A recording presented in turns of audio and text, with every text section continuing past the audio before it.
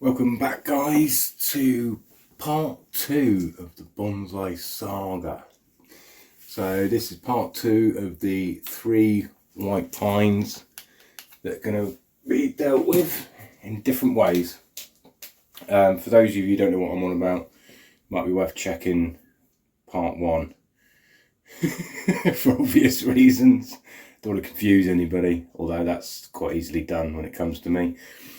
I'll put a picture up and I'll show you the 3 part. I was going to bring them in, but the weather is absolutely horrendous, and that's another reason why this video is taken so long for me to upload, because we've been up against it in the UK with the weather, even down here in South Devon. For you guys who know what's happened, you guys that are in the UK, you probably know about the snow because you're probably still looking at it. We had a lot of snow down here. Not so much in the village, but up on Holden it was pretty horrendous, and Exeter was horrendous.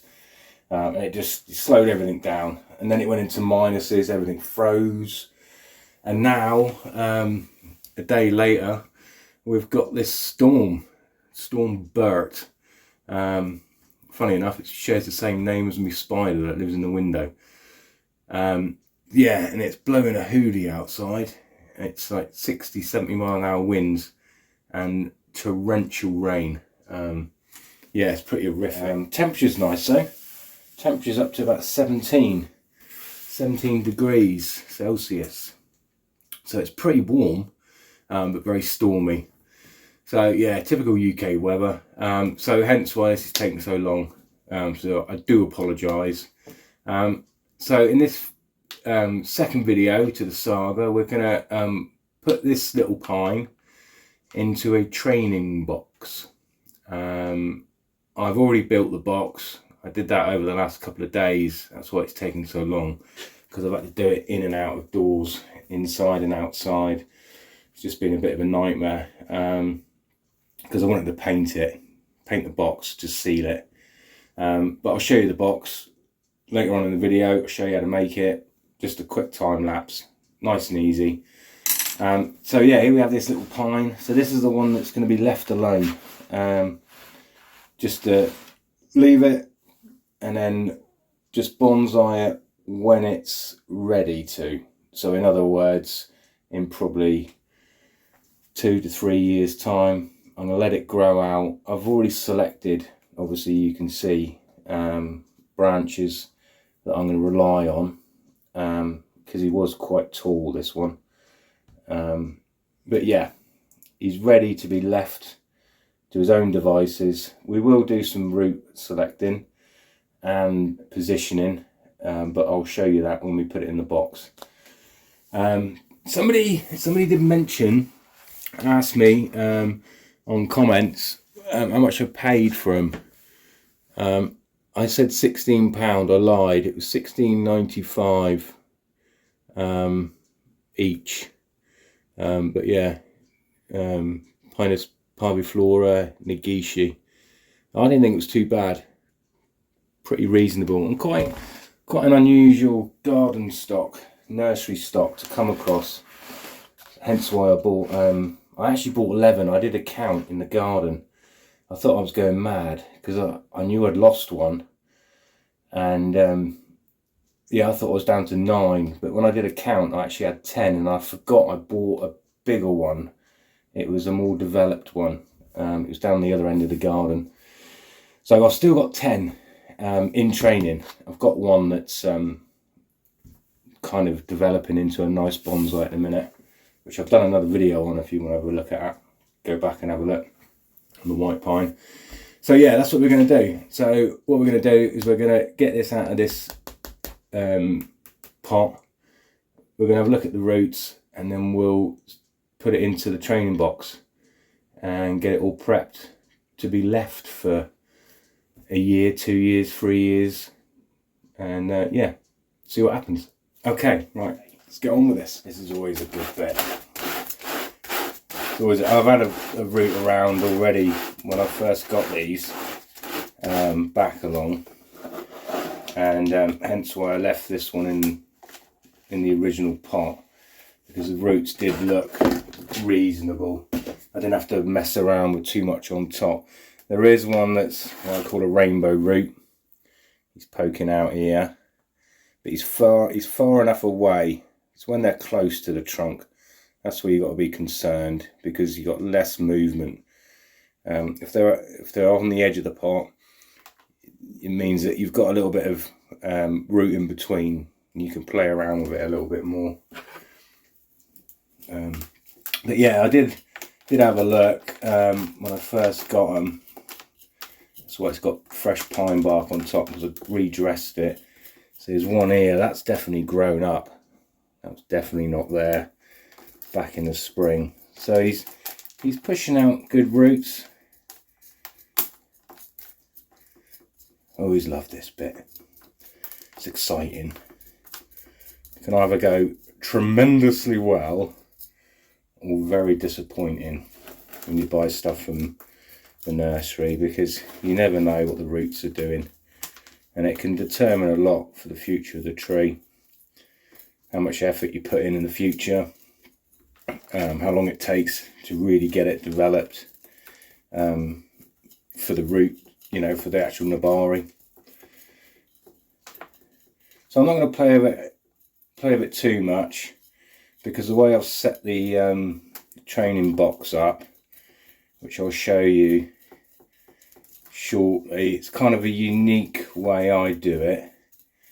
I say unique the way I do it. I've watched a few videos on how to build boxes, and I've certainly taken some advice over the years, but I've developed this weird and wonderful setup. It's quite interesting. It seems to work, but I don't know. How long have I been? The other box I probably had it set up the same way for four years.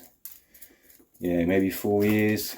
So, but it seems to be doing well. It seems to be doing exactly what it's supposed to, the way I've designed it. It's quite interesting. But you can see that. You'll be able to see that in a minute. It's one of my weird and wonderful inventions. Somebody else has probably come up with it. Somebody else has probably already done it.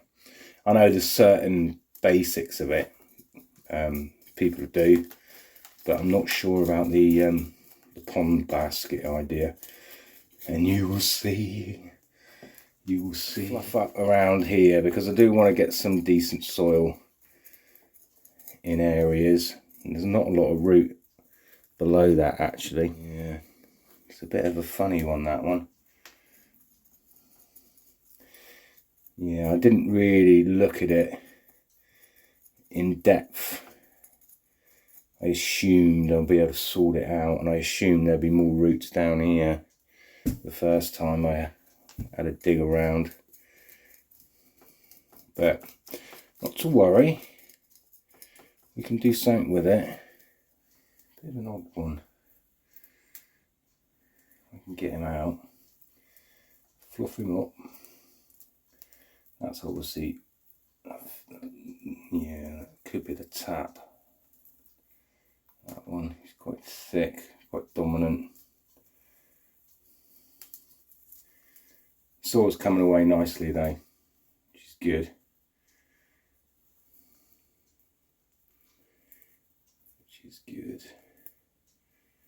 Get that one out. He's gone right in under, isn't he?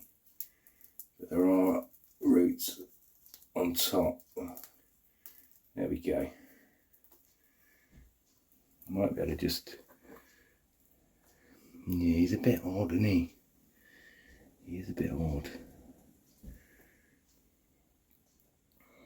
I mean, it will develop new roots above.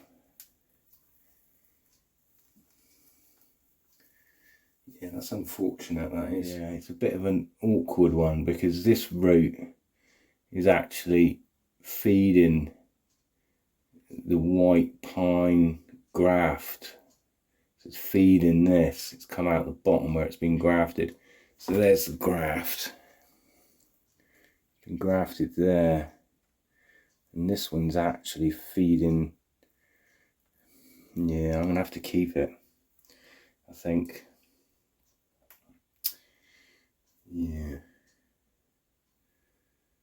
Bit of an odd one. Bit of an odd one. Not to worry. Right. Well, not the end of the world. So what we'll do is we'll get the training box in, and we'll position it in there. But before we do that, I will quickly show you how to build a training box.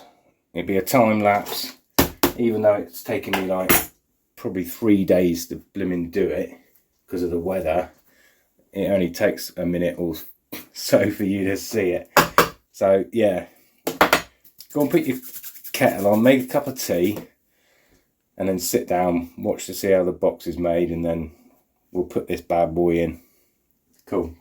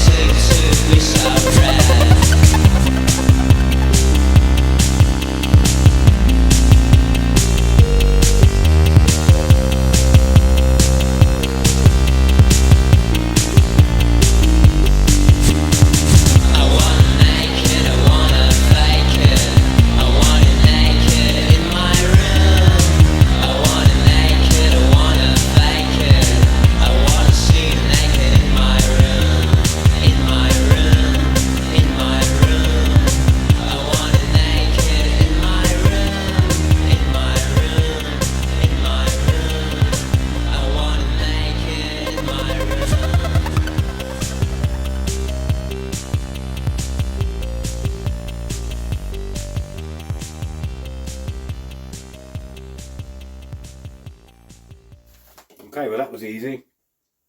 It is when it's on time lapse. Damn, it took me like 3 days to build that. Right, okay, here we are. Right, so obvious reasons. I put this on the top so that the root base will sit on it. The roots won't go too deep under the tree. They'll go out. You get nice radial roots. Produce a nice nabari, that's obvious. And the pond cage, or the pond pot, pond basket, whatever you want to call it, that is to aerate it from the inside underneath. So it'll aerate all this. So there's nothing under that. The soil is just surrounding it. That's my little idea that I come up with. Now, having said all that and going to all that effort, we've looked at the roots obviously on this little parviflora, and they're not brilliant. So I've been scratching my head. I've been wandering around the garden, getting soaking wet, and I thought the only way really to benefit that odd root is to put a rock underneath it. So all this was a waste of time really. We could have just put a rock in there. We would have done the same thing. But anyway, we weren't to know. So I found this. Now this is very old. It's a bit of an artefact, to be fair. It's off an old column. Not sure. I've tried Googling it. I've done lots of insight. It is marble, and it's been formed, obviously, as you can see. It's quite old. I know it's old because the person I got it off, she collected ancient artifacts, and I've had it in the garden. It's done lots of little jobs in the past, making things look nice, and I've selected this because of the angles of it. I think it's going to suit whatever we do to this little white pine. So we're going to plant it on here. Something along the lines of this.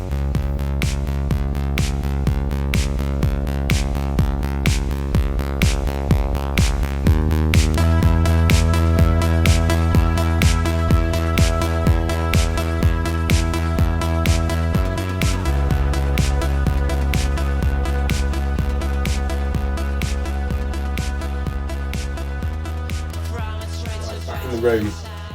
So I've taken it outside and flushed it through, which was horrendous. To be honest, I think there was more water coming out the sky than there was out the hose pipe. But I've rinsed it all through, flushed it through until the water's clean. There's this, I think it's like sandstone, I'm not sure. Looks like sandstone. It was quite powdery. I noticed it when I was putting it in, straight out the bag. Normally I rinse it through, but because there was so much soil to deal with, I thought I'd naturally do it in this. Plus it's absolutely tipping it down outside. So I think by the morning it would have had another rinse. But anyway, so yeah, I've done that. It's taken about 20 minutes to do, and I've just top dressed it, covered the roots, and just made it look like a weed. I was trying to be serious then. I was trying to be serious, but dearie me. Yeah, it was a bit. It could have gone a lot better. Let's face it. It wasn't ideal, those roots. I did actually and ah about picking out another pine out of the group and seeing if any others were any better, but to be honest, we'd already messed about with the roots, and if the others are similar, because they're all grafted, let's face it, it's nursery stock. It's, you know, they're grafted. So if they are in the same state, I think they're better off being left until the roots develop a little bit more, a little bit stronger. So, and plus, we started on this tree. This is one of the three. You know what I mean? So I'm not trying to cheat in any way. Although I did consider it. I did consider cheating, but no, there was no point. It's, I don't know, I reckon it's probably 70 to 30%. 70% it will survive, 30% it will die. But I don't know, I got confidence. I got confidence in that 70%. I think it certainly helped being in this training box. That's the whole idea of this exercise. Was to show you guys the beginnings of something that goes into a training box. And although the weather might get a little bit colder, these are great insulators. It's wood. So I will dress the top with moss, let moss naturally grow over it, which it will do. But I've got a feeling we're going to be messing about with these roots again this time next year. Maybe reposition the rock, the stone, bring it up more of an angle, I don't know, 30-degree angle or something.